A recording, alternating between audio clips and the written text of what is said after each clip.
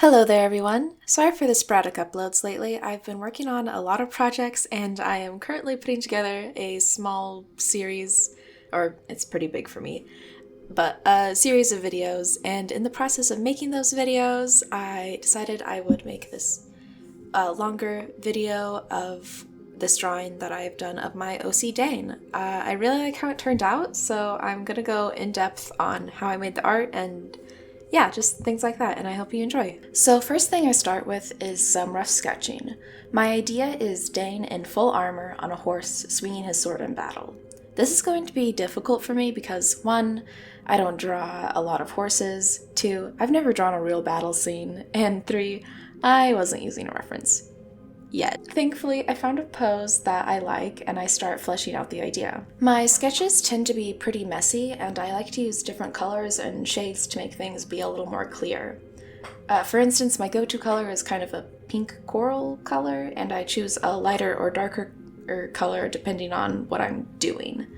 When I draw the armor, I have a basic hue, like the pink coral, but when I fill it in just to make the silhouette more clear, so like I don't have all these background sketches muddying things up, I use a lighter color to differentiate them and just make the silhouette more clear.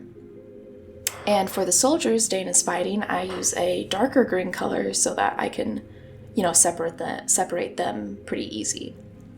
Also, just a heads up, but this drawing contains like quite a lot of blood and like a character getting his head removed by Dane. So if you don't like that, I'm sorry, you might not want to watch this video. But anyways, while I'm sketching, I try to get a lot of movement in this piece, but at the same time, I want to keep Dane as like a clear centerpiece. To keep your eyes focused on Dane, I used literal arrows to draw your eye there.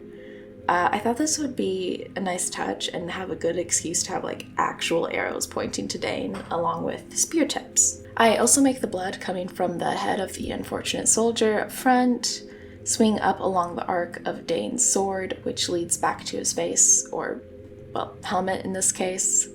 Eventually, while cleaning up Dane's sketch, I decide that I don't know what I'm doing and take a few of my own reference photos to help with the posing of his arm. And just like his general shape. I usually try to take my own reference photos because I don't like finding reference photos for specific poses on the internet or Pinterest or whatever else. I tend to get lost or distracted or just not finding the quote-unquote perfect reference for what I really need. Once I'm done with that, I add Dane's armor over the sketch and refine some more details. Once the sketch is done, I go onto the line art. I tend to go for sharp, thicker lines that are not quite black, usually going for whatever color I feel like is going to fit the environment, but my go-to is blue. I decide to have Dane's line art be the darkest color and have a dark greenish color for the soldiers and a lighter blue-gray color for his horse. I'm doing this so that Dane stands out a little more and it also brings the most contrast to Dane, which helps solidify him as the centerpiece. It's important to try and take every chance you get to make your character stand out in as natural a way as possible, in my opinion. So that's kind of what I'm trying to do and just keeping in my head. Also, for my personal art style, I like to add shadows in with the line art. What I mean by that is in shadowed places or even places that I think like needs a little more texture. I will do like a cross-hatching, or I'm not really sure if this counts as cross-hatching because I only add like one line that follows in the direction most of the time. I'll try and show a little example of what I mean. I guess you could call this like hatching, I guess. I'm not really sure.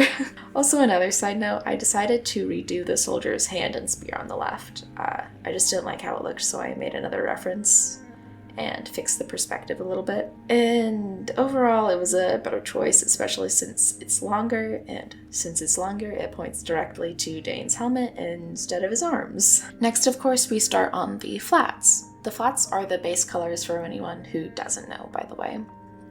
I started with a dark gray color on the soldiers and went in with some textured brushes to get a more rough, metally feel. I was kind of thinking of cast iron, though I don't think cast iron's not really like a metal you make armor out of, but It just had the right vibe to it, and it's fantasy, so it doesn't really matter as much. And for the decapitated head, I went for a basic skin tone and then added some like oranges to the severed edges. And then I took a red and added the first like blood splatters. For the blood, I start with a darker red, but not too dark yet. That comes a little later. And a lighter, slightly more orange red to places where it's highlighted and not so like thick. In the places where there is thick blood, I go in with a very deep dark red, and yeah, I just kind of continue this process of layering on the soldiers, adding blood splatter to any place on the soldiers I think is needed. And the whole time I keep in mind that the soldiers will be in the foreground and in shadow. Again, this is to keep Dane from being outshone and also helps us add depth and the 3D-ness to the drawing. The horse is also like pretty basic. I just added white and then like a gray-white mane. Added a few highlights and shadows to create texture, and also added some gray blobs to the background to imply a battle that was kind of going on behind Dane, making sure not to give them too much detail. Finally, we move on to Dane. So I add his base colors, which I have on a reference sheet, because, you know, he's a character that I draw often, so I need colors that I can keep consistent. Then once done with that, I add the blood that will be on his armor. I add the blood instead of the shine first, so that I kind of know how the bounce light and the reflections are going to react to the blood. The blood's going to be pretty splattered because of all the movement and just because I like the look. The blood is going to be on a multiply layer, so the form of the armor comes through a little more, and so I don't have to keep adjusting the color quite as much. I use quick loose motions, and I also get a few blood brushes on parts of the armor for some time's sake. I'll see if I can find the brushes I used for you guys, and I'll try and link them or just put their names up. I got them from the Clip Studio asset store though. And I kind of well up the blood and make it look a little thicker around joints and crevices and just kind of places where I think that the blood would get a little caught.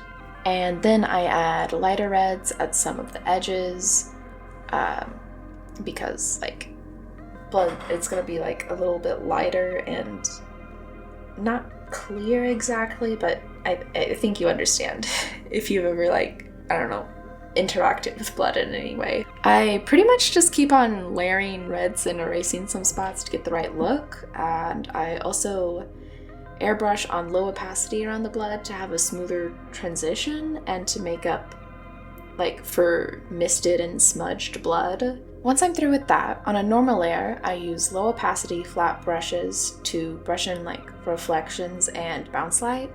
I'm still working on my metal painting myself, but I found that you should not be afraid of strong contrast and bright lights and dark shadows and just strong reflecting light. I mostly went on intuition on this, but I would recommend looking at reference material. Now it is finally time for the actual lighting. On a glow layer, I use a light yellow. Make sure you know where your strong light is coming from and what color it would use. Then I apply it to his arms and helmet, trying to keep in mind how the metal will react, so I keep it pretty strong. If I had his face revealed, I would probably opt to light it on a different layer so I could adjust it to his face properly, just because they're different textures and it just kind of reacts differently, I guess. I make sure to add plenty of highlights once again to keep Dane in a clear position. With the lighting the blood especially, I want to add color and contrast compared to the rest of the piece. I also add some blood to Dane's sword using the same process I talked about earlier. Then I use a multiply layer for shadows and some gradients to further separate Dane and also his horse from the foreground soldiers. Using multiply, glow, and some color dodge layers, I add the rest of the lighting to bring your attention to Dane's helmet. And in a few finishing details like the glow off his armor isn't glowing, it's just bounce light. More highlights and some rain and rain splatters, and finally some blood falling off and streaking off of the armor for some more movement. Overall, I think this piece turned out really nice. It's probably one of my favorite pieces I've done this year, and I'm pretty proud of it overall. I did some things that I'm not used to, for sure, like multiple people, lots of armor, lots of blood, especially. Yeah, lots of crazy stuff. This is, it's been a while since I've done a piece like without showing someone's face in clear view, so yeah. But I think it's important to kind of try out some new things. And yeah, I really enjoyed this piece. Probably what I'm really happy about is, even though the piece is like, a lot of it's pretty monochromatic, like it's very gray, I think I really was able to pull Dane like to your attention, one with like the blood and just all of the literal arrows pointing your attention to him, and also with the lighting. And it does help that he does have like gold details on his armor too, and yeah, overall it's pretty cool. And be on the lookout for the series that I am currently painstakingly trying to figure out how to actually like go about scripting and editing. Yeah, pray for me, my friends, and I will see you in the next video. Bye!